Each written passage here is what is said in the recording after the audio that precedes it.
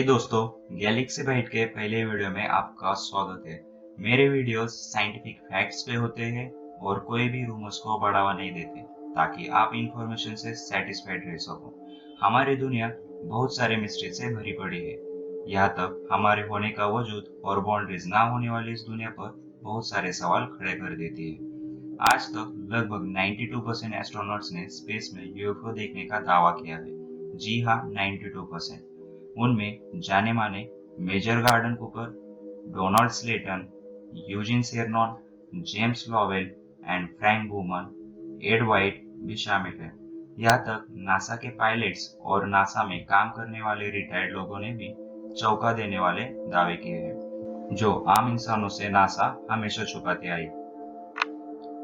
आज का हमारा टॉपिक सिर्फ चांद पर है, सो हम सिर्फ दो जाने माने एस्ट्रोनॉट्स के दावों को जानेंगे, और वो भी प्रूफ के साथ। और वो है एलन बीन और नील आर्मस्ट्रॉन्ग। ये तो आप जानते हैं कि नील आर्मस्ट्रॉन्ग चांद पर कदम रखने वाले पहले आदमी है। अपोलो 11 पहला मैन मिशन था जो पूरी दुनिया में लाइव टेलीकास्ट किया गया था। आर्मस्ट्रॉन्ग ने जब चांद पर फ्लैग लगाया तब पीछे कुछ लाइट्स उड़ते हुए दिखी, जो बहुत ही अनबिलीवेबल था। उसी वक्त नासा ने लाइव ब्रॉडकास्ट रोक दिया। बाद में नासा ने अपोलो 11 से पूछताछ की, जो कुछ इस तरह से थी। मैं आपको हिंदी में इसका ट्रांसलेट करके बता रहा हूँ। नासा, वहां पर क्या है? Mission control calling Apollo 11। Apollo 11, unbelievable sir, आपको विश्वास नहीं होगा, यहाँ पर कुछ स्पेसक्राफ्ट है जो कुछ दूरी से शायद हमें देख रहे हैं। फिर नासा के प्रोफेसर ने नील आर्मस्ट्रॉन्ग से बात की। प्रोफेसर, वहाँ अपोलो 11 के साथ हुआ क्या है? आर्मस्ट्रॉन्ग, वो बहुत ही इनक्रेडिबल है सर, शायद हमें इसका अंदाजा था, लेकिन उन्होंने हमें वार्न किया है। Professor, warn? कैसे?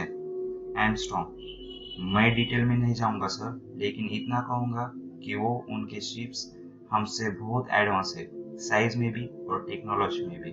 प्रोफेसर, लेकिन नासा के अपोलो 11 के बाद भी और मिशंस है। आर्मस्ट्रॉन्ग,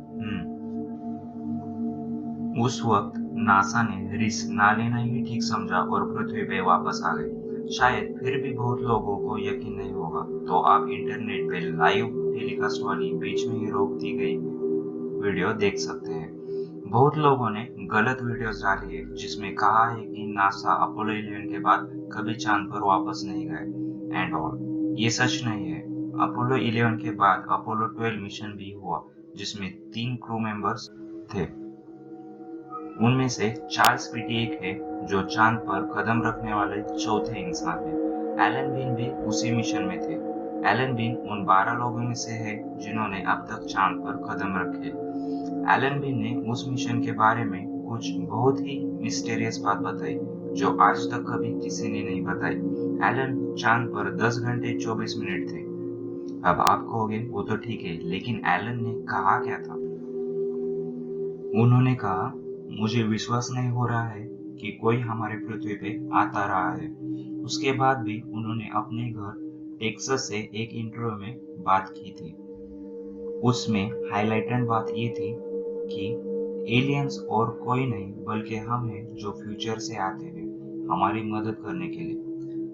चलो मान लेते हैं हमें एलियंस आके कहते हैं, हमें मालूम है पृथ्वी पर कैंसर से बहुत लोगों की जानें जा रही है, लेकिन हमने इसका इलाज 50 साल पहले ही ढूंढ लिया है। अगर हम उनकी जगह होते तो शायद हम भी यही करेंगे।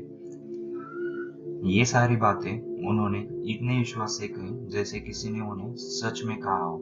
वॉटेवर। फिर एलन ने 1981 में नासा से रिजाइन लिया और आर्टिस्ट बने।